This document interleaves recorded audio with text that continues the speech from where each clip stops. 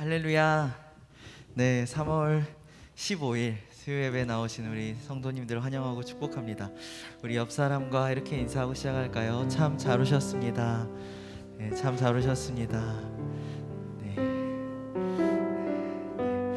이렇게 지치고 고단한 몸을 이끌고 이렇게 주님 만나기 위해 또 주의 말씀을 사모함으로 나오신 우리 성도님들의 그 마음의 중심을 주님께서 기뻐 받으실 줄 믿습니다. 아멘. 우리 그 중심을 우리 찬양으로 함께 올려드리기 전에 제가 기도하고 제가 찬양으로 주님 앞에 나아가도록 하겠습니다. 사랑과 은혜가 풍성하신 하나님 아버지, 오늘도 귀한 예배의 자리로 우리를 인도하여 주심에 감사드립니다. 우리를 구원하시기 위해 모든 것을 내어주시고 아낌없이 내어주신 주님의 그 사랑과 은혜를 우리가 이 시간 기억하며 그 사랑과 은혜를 우리의 마음으로 올려드리는, 고백함으로 올려드리는 이 시간 될 수 있도록 인도하여 주옵소서. 우리의 찬양 가운데 주님 함께하여 주시고 찬양 중에 거하시는 주님을 깊이 만나고 교제하는 복된 시간 되기를 간절히 소망하며 모든 말씀 우리 주 예수 그리스도의 이름으로 기도드렸습니다. 아멘.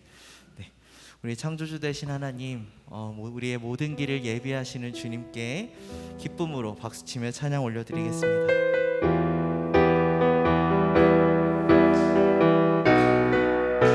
함께 찬양합니다.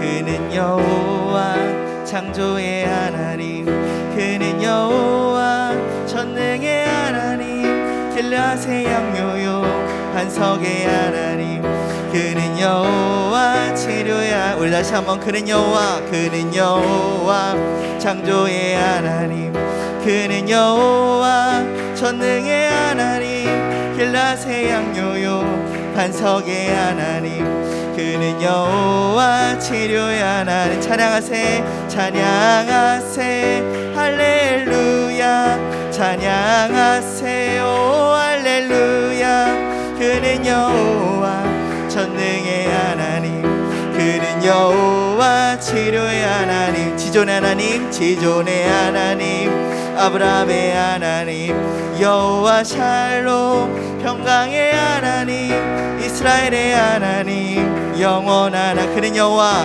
그는 여호와 치료의 하나님. 우리 다시 한번 지존의 하나님, 아브라함의 하나님, 여호와 샬롬 평강의 하나님, 이스라엘의 하나님, 영원한. 그는 여호와, 그는 여호와 치료의 하나님. 찬양하세, 찬양하세, 할렐루야, 찬양하세, 오 할렐루야.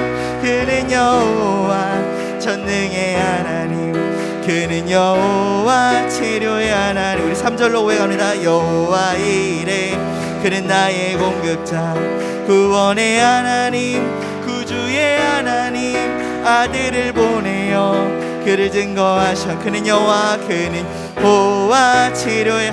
찬양하세, 찬양하세, 할렐루야, 찬양하세, 오 할렐루야. 그는 여호와 전능의 하나님, 그는 여호와 치료의. 우리 다시 한번 찬양하세, 찬양하세, 할렐루야, 찬양하세, 오 할렐루야. 그는 여호와 전능의 하나님, 그는 여호와 치료야. 온 땅이여 주를 찬양, 온 땅이여 주를 찬양, 날마다 주를 찬양하세. 주의 기사와 주의 영광 온 땅에 널리 알려. 우리 다시 한번 온 땅이여 주를 찬양, 온 땅이여 주를 찬양, 날마다 주를 찬양하세. 주의 기사와 주의 영광 온 땅에 널리 알. 위대하신 주, 위대하신 주, 그의 힘과 위엄을 기뻐하라. 주의 다스리심을, 주의 다스리심을. 온 땅이여, 온 땅이여 주를 찬양, 날마다 주를 찬양하세. 주의 기사와 주의 영광 온 땅에 널리 위대하신 주 위대하신 주 그의 힘과 위엄을 기뻐하라 주의 다스리심을 주의 다스리심을 함께 선포합니다. 온 땅이여 주를 찬양 날마다 주를 찬양하세 주의 기사와 주의 영 온 땅에 널리 우리 다시 한번 고백합니다. 위대하신 주 위대하신 주 그의 힘과 위엄을 기뻐하라 주의 다스리심을 온 땅이여 주를 찬양 날마다 주를 찬양하세 주의 기사와 주의 영광 온 땅에 널리야 우리 다시 한번 마지막으로 온 땅이여 주를 찬양 날마다 주를 찬양하세 주의 기사와 주의 온 땅에 널리 알려졌네. 할렐루야. 온 우주 만물을 다스리는 창조주 하나님께 영광의 박수 올려드립니다. 아멘.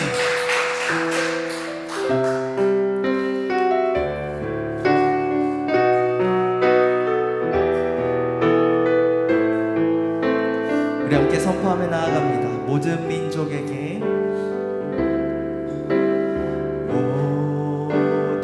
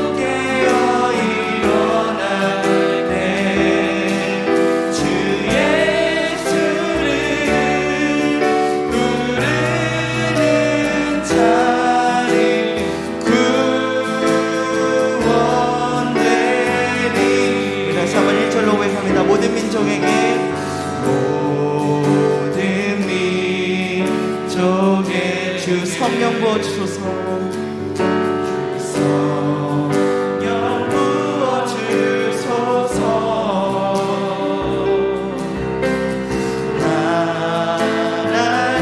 하나님의 백성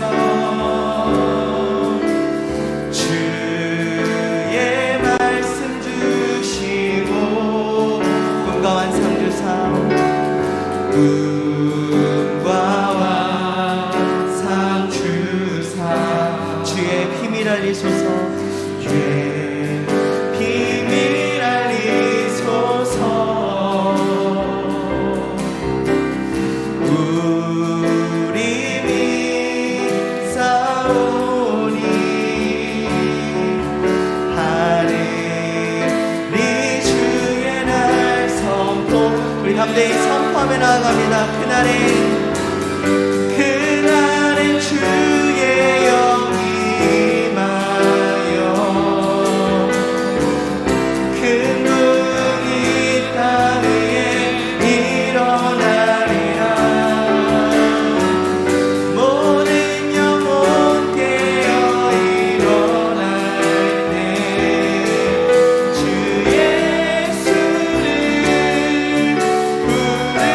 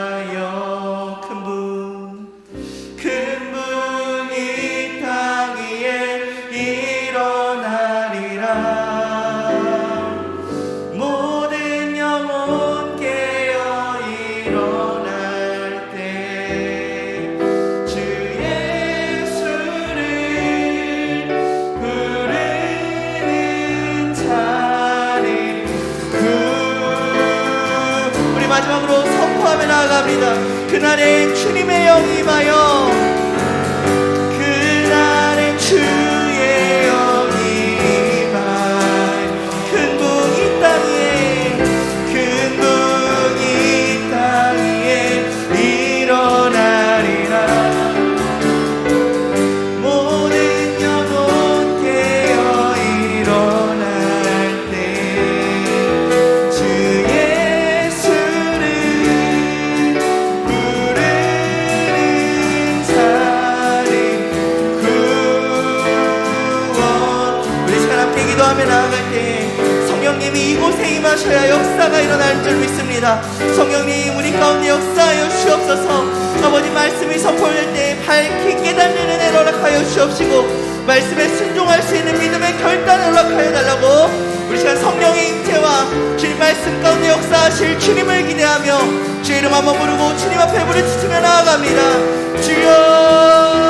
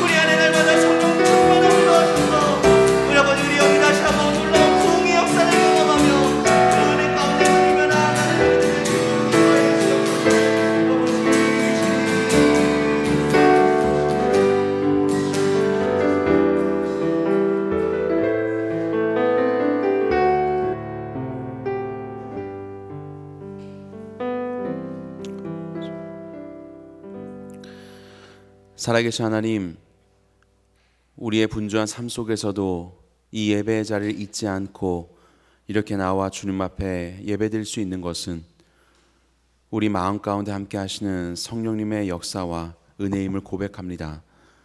주께서 우리와 함께 하시기에 하나님께서 기뻐하시는 마음과 우리의 삶의 결단이 있고, 참으로 연약하고 부족한 우리들의 삶이지만 하나님이 원하시는 귀한 하늘의 열매가 맺어지는 삶이 되는 것도 아버지여 주님의 은혜임을 다시 한번 고백합니다.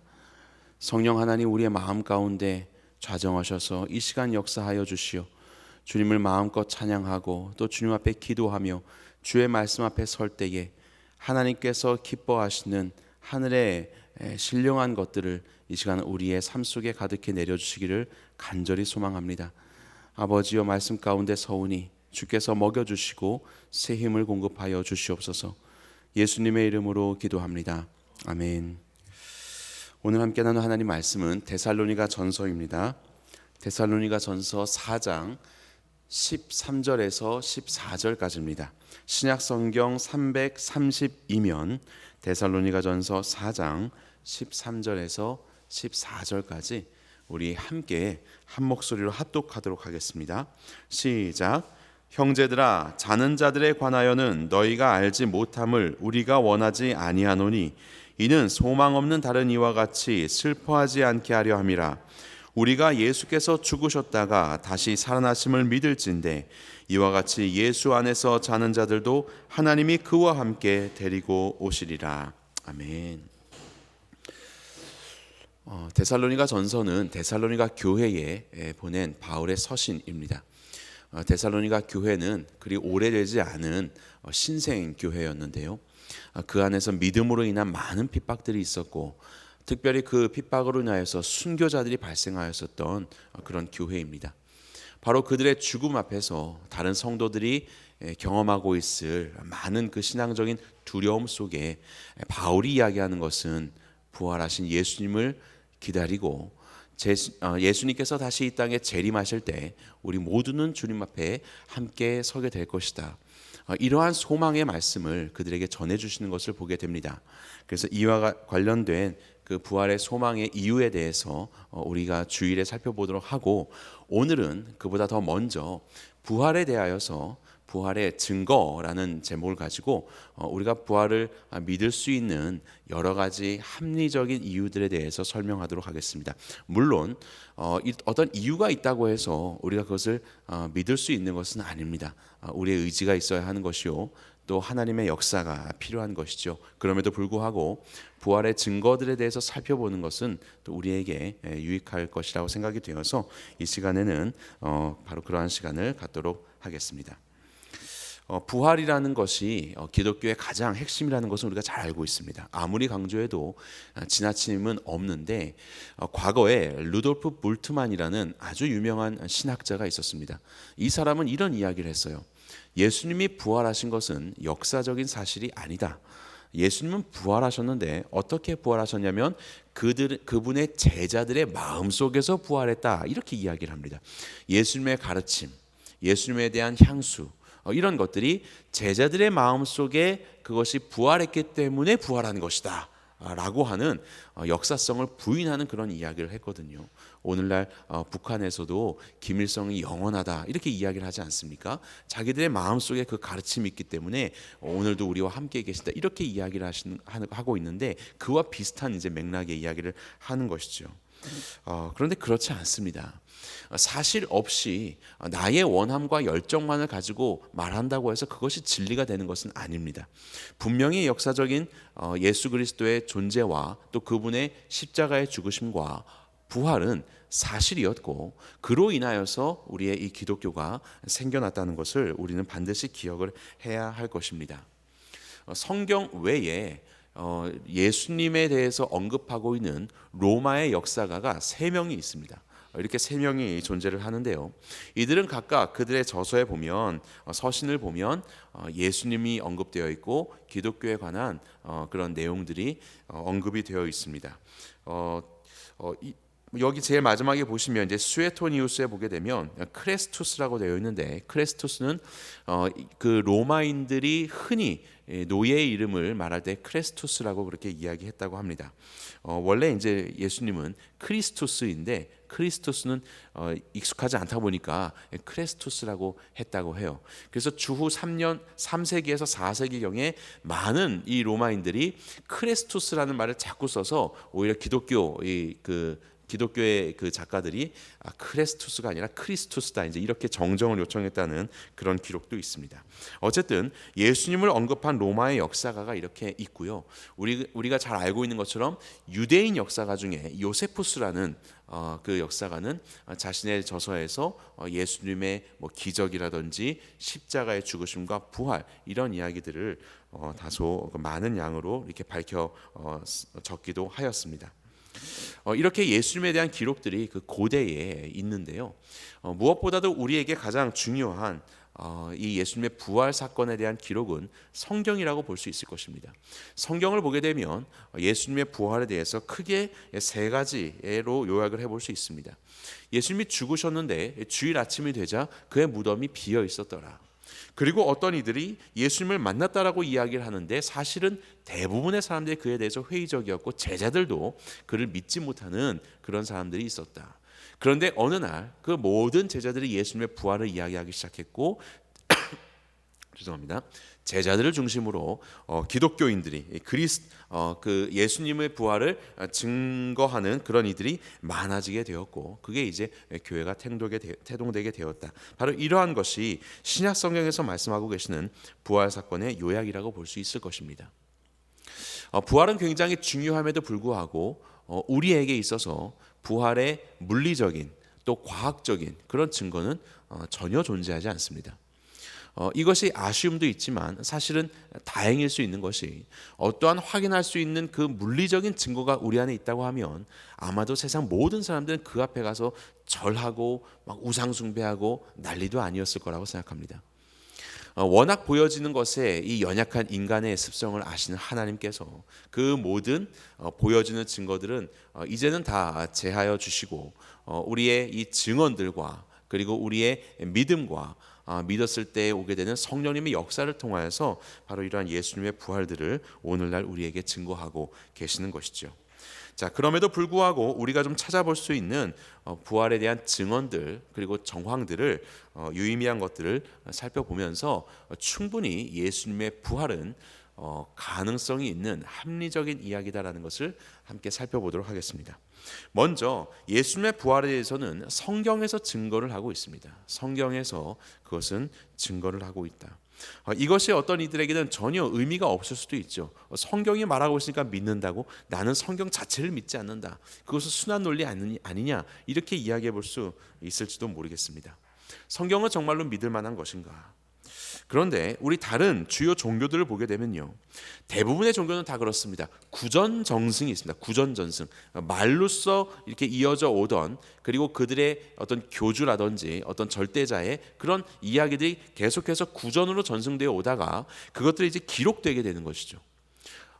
모든 종교들은 다 이와 같은 순서를 밟고 있는데 여기에 보시면 단군 신화, 실제로 그게 있었다는 그 날짜가 기원전 2333년이라고 한다면 그것이 기록된 것은 이제 일연에 의해서 기록되었을 때 한참 후에 기록이 되었습니다. 가장 오래된 유일신 종교 중에 하나라고 이야기하는 조로아스터교도 그 창시자가 있을 때에서 그 기록이 남겨지는 것은 굉장히 큰 간격이 있는 것을 보게 됩니다. 불교도 마찬가지입니다. 그리고 이슬람교도 그렇죠. 자, 그런데 우리가 말하는 이 성경은 그것이 구전으로 전승되는 이 구약을 제외하고 예수님에 관한 이야기를 해보도록 하겠습니다. 예수님에 대해서 그분의 사역과 십자가와 죽으심, 그 이후로 성경이 기록된 것은 그렇게 긴 시간이 필요하지가 않았습니다. 대부분의 사람들이 말할 때 어떠한 사건에 대해서 어떠한 위인에 대해서 그의 업적과 행함들을 신화화를 해서 신격화를 해서 만들 수 있는 것은 대략 60년 이상이 지났을 때, 두 세대 이상이 지났을 때 그런 것들이 이루어진다라고 이야기를 합니다. 뭐 눈으로 안 보고 이제 시간이 지나니까 얼마든지 신격화할 수 있는 것이죠. 그래서 대부분의 종교들은 다 큰 구전전승과 기록 간에 큰 간극이 존재하는데 예수님은 사실 여기서 예수님의 사후 60년까지도 우리가 이 기록을 보고 있지만 그것은 요한의 서신이잖아요. 요한복음, 요한 1, 2, 3서 요한계시록이고 바울의 서신이라든지 뭐 마가복음이라든지 이런 것들은 훨씬 더 이전에 적혔습니다. 예수님이 돌아가시고 나서 채 한 세대가 지나기 전에 이미 기록이 된 것이 바로 이 성경의 이야기입니다. 그렇기 때문에 다른 많은 종교들의 기록들보다도 훨씬 더 역사성이 높은 그런 기록이 우리 성경이다라고 할 수 있는 것이죠. 사실 이뿐만이 아닙니다. 성경의 내용은요, 우리가 잘 아는 것처럼 좋은 것만 등장하지 않습니다. 특정한 목적을 위해서 각색하여서 감출 건 감추고 뭐 드러낼 것만 드러내는 이런 것이 아니라 그야말로 하나님께서 우리 가운데 하고자 하시는 그 말씀과 인간들의 모습이 낱낱이 드러나 있는 것이 성경이지 않습니까?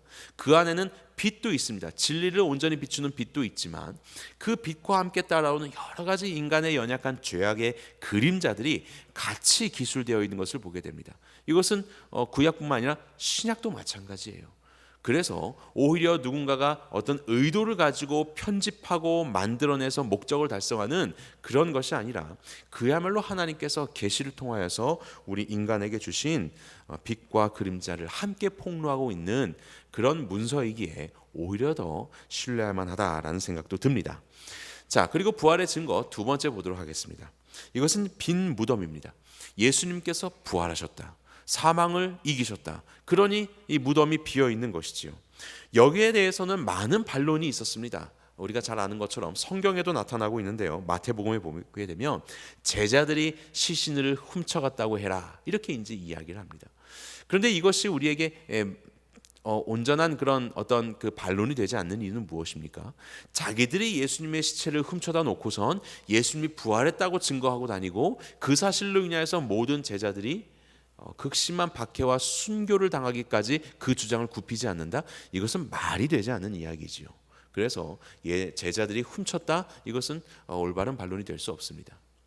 두 번째는 예수님께서 기절하셨다가 살아나신 것이다. 그러니까 원래 죽지 않으셨는데 이것을 졸도설이라고 하거든요. 예수님이 졸도하셨다가 깨어나셔서 제자들을 만나신 것이다. 이렇게 반론을 제기하는 사람들도 있습니다. 하지만 이것도 조금만 생각해 보면 말도 안 된다는 것을 알게 되죠. 예수님이 죽지 않으신 것을 말씀하는 거지, 그것은 부활했다라고 할 수 없는 겁니다. 그 누구도 이 제자들이 예수님이 그렇게 피를 흘리며 고통스러워하는 모습 속에서 간신히 기어오시는 모습을 보고 그분이 부활했다, 그분은 우리의 주인이시다, 하나님이시다, 이렇게 할 제자들은 아무도 없겠지요. 그리고 그를 추종하지도 않을 것입니다. 그래서 이 또한 올바른 반론은 아닙니다. 세 번째는 무덤을 착각했다. 빈 무덤, 원래 예수님이 거기에 묻히신 게 아닌데 무덤을 착각해가지고 잘못 알고선 그렇게 호들갑을 떤 것이다, 이렇게 반론을 제기하기도 합니다. 하지만 이 또한 조금 생각해보면 전혀 문제가 되지 않습니다. 예수님의 부활하셨다는 것은 유대교에게 있어서 아주 골치 아픈 일이었습니다. 성경에 등장하는 것처럼 시신을 훔쳐갔다고 이야기하라, 바로 그렇게 나올 정도로 유대교에게 있어서 이것은 골치 아픈 일이에요. 그래서 로마는 어떻습니까? 로마에서는 사형수로 죽이지 않았습니까? 사형수가 부활했다. 그리고 사도행전에서 보게 되면 로마의 각처에서 온 천하가 소동하는 그런 소동이 벌어지고, 아까 살펴본 것처럼 로마의 역사가들까지도 언급할 정도로 그런 사건이었는데, 이런 사건들을 그냥 둘 수가 없는 것이지요.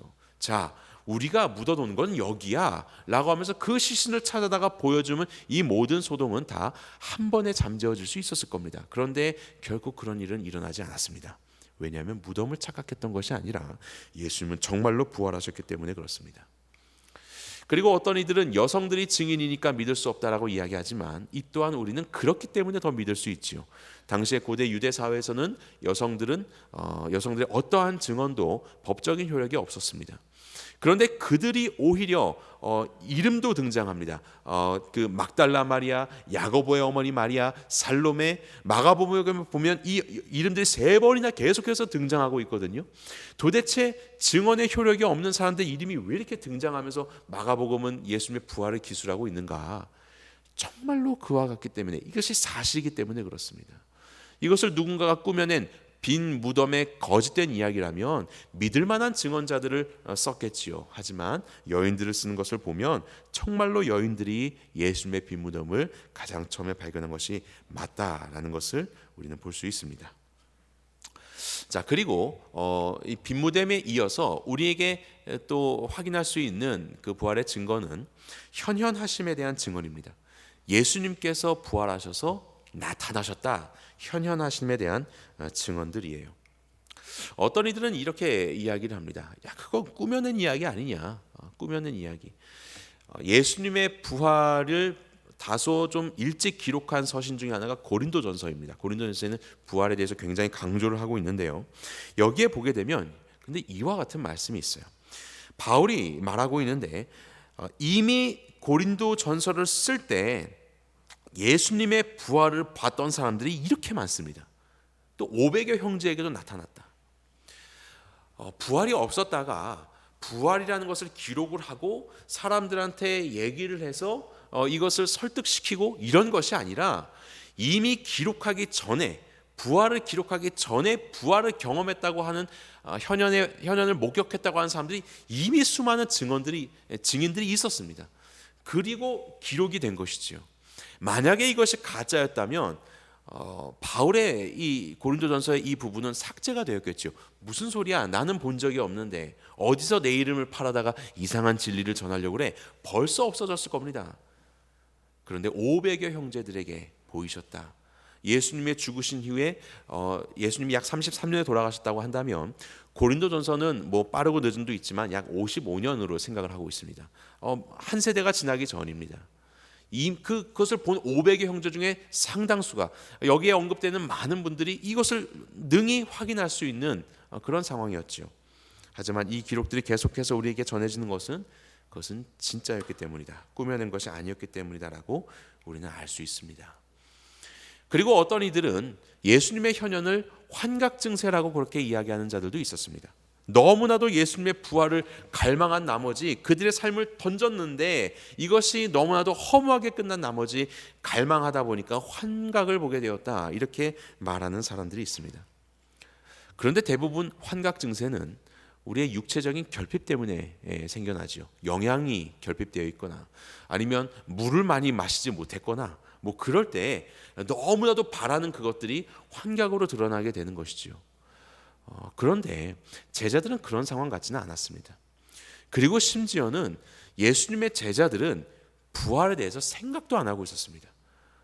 뭐 그것을 생각했다면 3일째 되는 날 다 새벽에 그 앞에서 기다리고 있지 않았겠습니까? 어느 누구도 부활에 대해서 생각하지 않았고요. 엠마오로 가는 두 제자는 이와 같이 이야기를 합니다. 우리의 스승이 죽었다. 그런데 어떤 이들이 갔더니 무덤이 비었더라, 부활했다라고 하는 그런 소식이 들린다.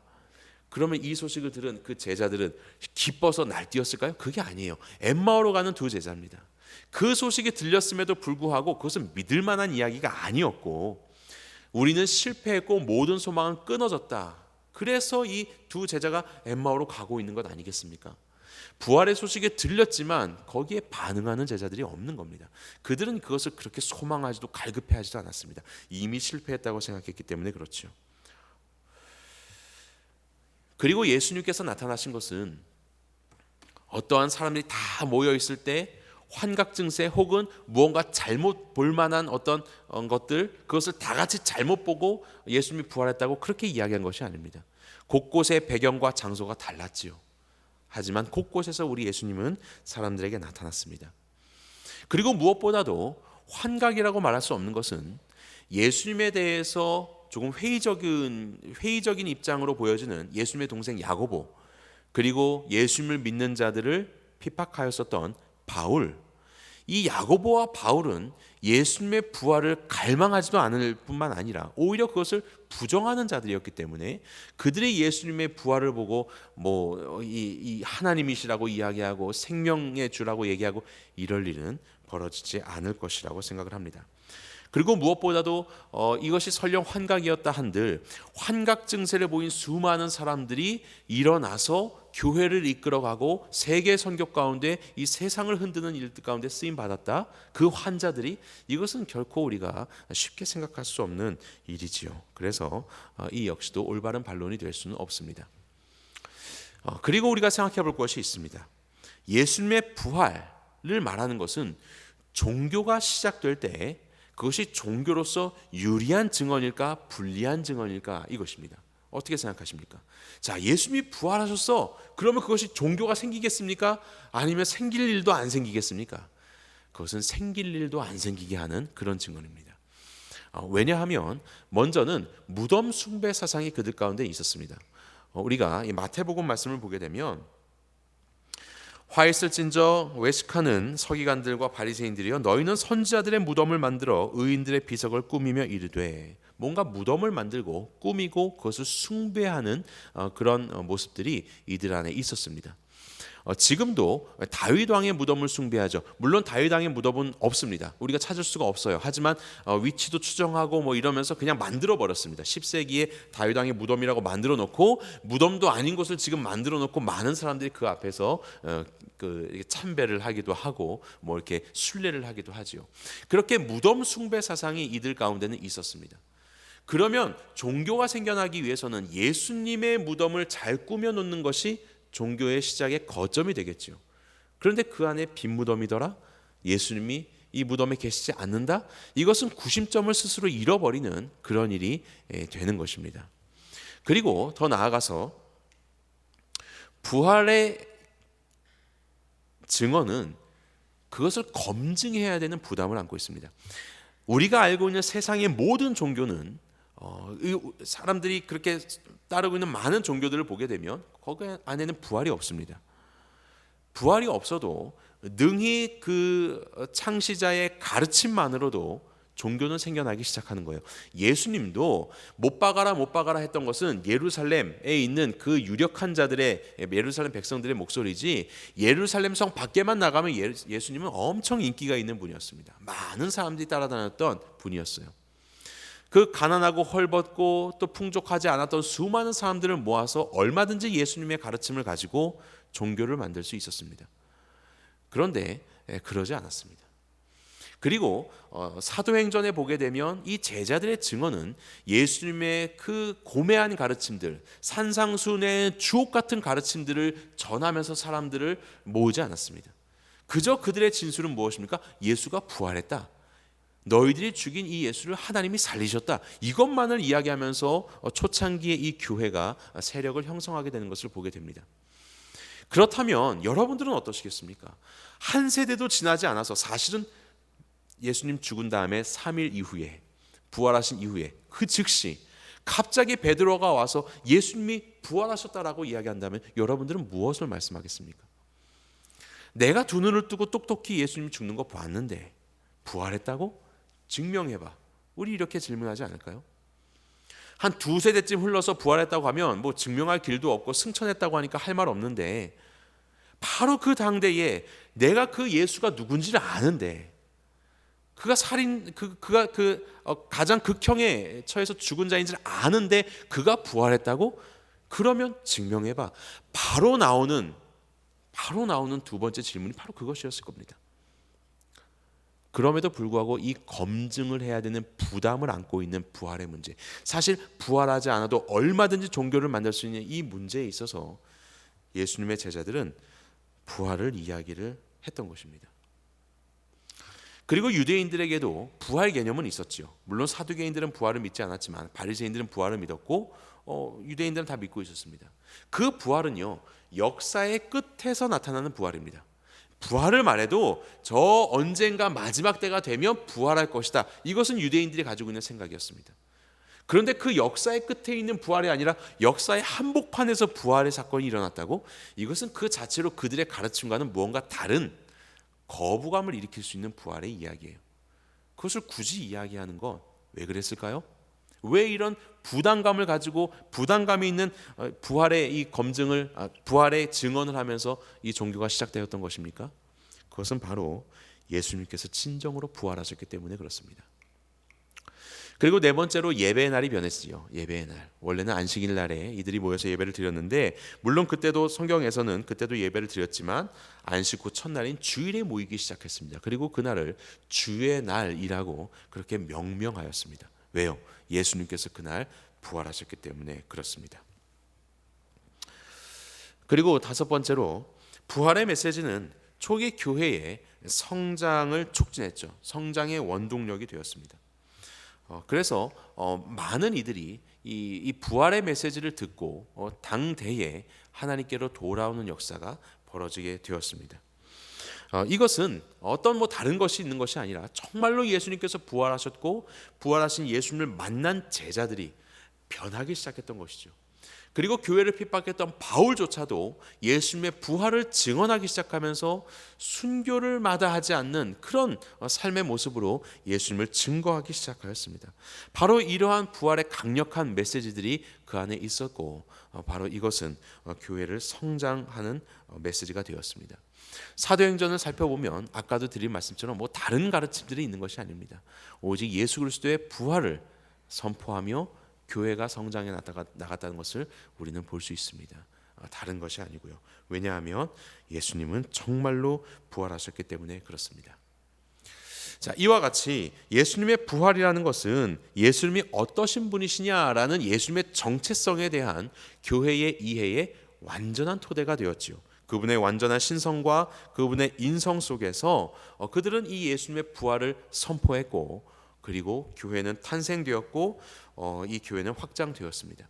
만약에 부활을 꾸며낸 이야기라고 한다면 어떤 식으로 부활을 하게 되었는지의 과정과 현상과 모습들을 열심히 기술했을 겁니다. 그런데 그럴 필요가 없었습니다. 그것은 알지도 못했고 그저 부활하신 예수님만 만났기 때문에 그들의 증언은 예수님이 부활하셨다 이것밖에는 할 말이 없었던 것이죠. 저명한 무신론자 중 하나인 이 영국의 철학자입니다. 종교 철학을 하신 분인데 앤토니 플루라는 분이 있었습니다. 이분은 무신론자입니다. 증거가 있기 전까지는 결코 믿을 수 없다. 이것이 이분이 가지고 있는 생각이었습니다. 그런데 어느 날 2004년도에 이분이 갑자기 유신론자로 바뀌었습니다. 그래서 이 철학계가 한번 뒤집혀진 적이 있었어요. 그러면서 이분이 이렇게 이야기를 합니다. 우리가 보는 지구에서 목적 지향적이고 자기 복제를 하는 생명의 기원에 대한 유일하게 만족스러운 설명은 무한한 지적 정신의 존재이다.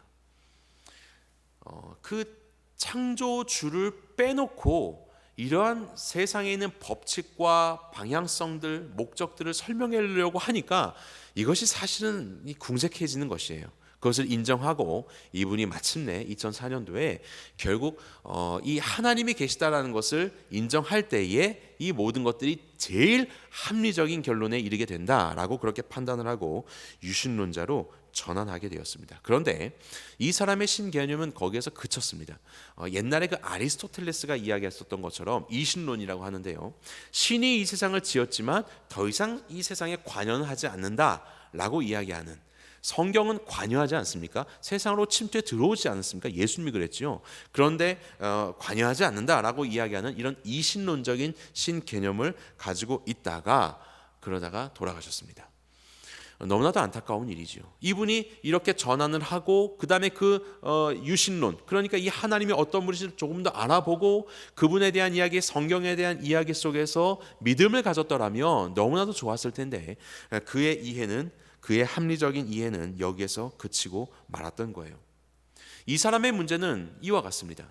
증거를 따라가는 겁니다. 증거 있어야 믿는다고 했으니까 묻고 의심하고 증거를 찾아서 판단하고, 이렇게 판단하고 저렇게 판단하면서 그저 증거만 따르며 갔어요. 그러다가 그가 내린 그 상황들은 유신론이 제일 그럴듯하구나까지만 온 겁니다. 거기에서 그쳤다는 것이 이 사람의 문제였습니다. 인격적인 결단이 없었습니다. 어느 정도 따라가다 보면 이제는 결단할 때가 필요한 거죠. 우리가 결혼할 때 그러지 않습니까? 어느 정도 심사숙고해서 이 사람에 대해서 알아보다가 그 다음에 어떻게 되는 거예요? 그래, 결혼하자, 이렇게 결단해야 되는 건 아니겠습니까? 의심이라는 것은 무슨 증거를 갖다 놔도 항상 생기는 것은 의심입니다. 이거면 이런 의심, 저거면 저런 의심, 의심은 계속해서 남아 있어요. 그것이 우리의 이 지적 생물의 특성이지 않겠습니까? 하지만 어느 정도 이것을 우리가 살펴보다가 나중에는 결단을 하고 이 사람과 결혼해야지, 아멘, 이렇게 하지 않습니까? 그런데 그런 결단 없이 계속해서 그냥 흘러가는 것만 보고 생각하다 보면 그냥 가는 거예요. 아무것도 하지 못하고. 바로 그것이 이 앤토니 플루의 문제점이었던 것이죠. 우리가 지금까지 우리는 그 부활에 대한 이야기를 하였습니다. 합리적으로 부활이 맞을 것이다라고 생각하는 여러 가지 그런 이유들에 대해서 살펴보았지만, 그래서 우리의 결론은 부활은 믿을 만한 것이구나 라는 거에서 그쳐서는 안 되는 것이죠. 부활은 좀 합리적인 것이네 라고 해서 그냥 마는 것이 아닙니다. 우리에게 필요한 것은 믿음입니다. 도약입니다. 결단인 것이죠. 로마서 10장 9절을 우리가 한 목소리로 읽어볼까요? 시작. 내가 만일 내 입으로 예수를 주로 시인하며 또 하나님께서 그를 죽은 자 가운데서 살리신 것을 내 마음에 믿으면 구원을 받으리라. 예수님께서 부활하신 것을 알면 구원을 받는다고 하신 것이 아니라, 그냥 인정하면 받는 것이 아니라 그것을 믿으라 라고 말씀하고 있습니다. 부활이라는 것이 그런 역사적인 사건이구나, 그것을 배제하고 이런 기독교의 탄생과 흐름들을 생각하는 것보다는 부활이라는 것을 생각했을 때의 여러 가지 증언과 정황들이 조금 더 합리적인 것 같아 라고 생각하는 것 가지고는 우리는 구원을 얻을 수 없습니다. 믿음이라는 것을 분명히 말씀하고 있는 거예요. 예수님을 향한 성경적인 고백이 되는 것, 그것은 말이 되네요, 이것이 아니라 정말로 이 일을 통하여서 아멘, 예수 그리스도 부활하신 나의 생명의 주인이시오 하나님이심을 내가 믿겠습니다라는 우리 안에 있는 의지적인 결단들이 필요한 것이죠. 믿음이라는 것은 우리가 어떠한 상황에 대해서 우리가 아는 그리고 그것을 인정을 하고 받아들이고 동감을 하는 정, 그리고 그것에 대해서 신뢰하고 헌신하는 지정의가 동반된 우리의 이 결단이 바로 믿음이라는 것을 우리는 알아야 할 것입니다. 그때라만 비로소 우리는 예수 그리스도의 부활의 믿음으로 인하여서 그때라만 비로소 살아계신 예수님과의 인격적인 관계가 시작되는 것이죠. 그리고 우리의 삶 속에서 그분의 부활하신 예수님의 영향력이 우리 안에 끼쳐질 수 있게 되는 것입니다. 믿음이 필요한 것이에요. 기독교는 그래서 믿음의 역사입니다. 부활하신 예수님을 그냥 이성적으로 이렇게 납득하는 것이 아니라 그것을 가지고 이제 인격적으로 결단하고 믿기로 결단하며 그분을 구세주와 주인으로 영접한 자들을 통하여서 하나님께서 행하신 역사, 이것이 바로 기독교의 역사입니다. 우리는 사순절을 지나고 있습니다. 이때는 우리의 믿음을 한번 돌아보는 그런 시간을 가졌으면 좋겠습니다. 예수님의 죽으심과 그리고 부활에 대해서 나는 그것에 대해서 어떻게 생각하고 있는지, 그리고 나는 정말로 믿음의 결단이 필요한 것은 있지는 않은지, 그리고 예수님과 인격적인 교제를 하면서 그분의 영향력 아래에서 살아가고 있는지를 점검하고 혹 부족한 부분이 있다면 로마서 10장 9절에서 말씀하신 것처럼 주님 앞에 우리를 던지고 신뢰하고 헌신하는 이 믿음을 다시 한번 점검하며 결단하시는 저와 여러분들 되시기를 주님의 이름으로 축원합니다. 자, 우리 받은 말씀 기억하면서 함께 기도합시다. 하나님, 우리 가운데 예수님 보내주셔서 감사드립니다.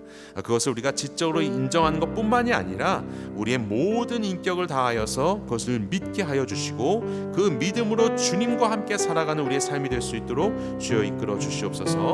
우리 이러한 기도 좀 가지고 함께 기도하겠습니다. 아버지 하나님, 우리의 지적인 사유와 우리의 이성의 결단, 아버지의 것을 넘어서서 우리의 모든 존재가 아버지의 주님 앞에 믿음으로 결단합니다. 예수님 나의 부활하신 주님이시오, 나의 구원자시오, 나의 하나님이시오, 나의 생명의 주인이시오. 예수님의 부활로 인하여서 나의 모든 죄가 사해졌고 아버지의 그 의가 나에게 왔습니다. 이제 우리는 살아도 죽어도 주를 위해서 살아가는 존재라는 것을, 그리고 영원한 하나님 나라의 권속이 되었음을 고백하는 하나님 아버지의 그런 우리의 존재가 되기를 소망합니다. 아버지여, 이것이 우리의 마음으로 믿어지게 하시고 성령 하나님 역사하여 주셔서 아버지 하나님 우리의 이 아는 바가 정말로 마음 가운데 동의가 되고 아버지 우리가 헌신할 수 있는 하나님 우리의 증언이 될 수 있도록 도와주시옵소서. 아버지, 그러나 우리의 삶 속에서 부활하신 예수님께서 말씀하시고 인도하심으로 그 영향을 우리가 자라나게 하여 주시고 우리의 삶의 모습과 우리의 증언들이 또 하나의 부활의 증거가 되어서 아버지의 이 땅 가운데 귀하게 쓰임받는 하나님 제자들의 증언과 같은 아버지의 천국의 통로가 될 수 있도록 주여 인도하여 주시옵소서. 우리 통해 가신 주님의 역사를 기대하오니 아버지의 말씀하시고 인도하여 주시옵소서. 살아계신 하나님, 우리 죄를 대속하기 위해 독생자 예수님을 보내주시고 부활하심으로 확증해 주심에 감사드립니다. 이 사순절 기간 우리의 믿음을 돌아보게 하여 주옵소서. 부활하사 우리의 생명의 주인이 되신 예수님 앞에 나의 지와 정과 의를 드리며 새롭게 결단하는 시간으로 삼게 하시어 주께서 허락하시는 영적인 기쁨과 평안이 가득한 사순절 되게 하여 주옵소서. 그리고 예수님을 믿고 예수님의 부활의 증인이 되어서 하나님 나라의 확장 가운데 쓰임받았던 귀한 제자들과 같이 부활하신 예수님의 영향력 아래 살아가는 우리의 삶을 통하여서 오늘을 살아가는 부활의 증인이 되어 하나님 나라의 확장 가운데 쓰임받는 우리 모두가 될 수 있도록 인도하여 주시옵소서. 이제는 우리 주 예수 그리스도의 은혜와 하나님의 사랑하심과 성령님의 함께하심이 예수 그리스도의 부활을 믿고 그 부활의 증인이 되기를 결단하는 이곳에 모인 모든 주님의 자녀들 위해 지금부터 영원토록 함께하시기를 우리 주 예수 그리스도의 이름으로 간절히 축원하옵나이다. 아멘.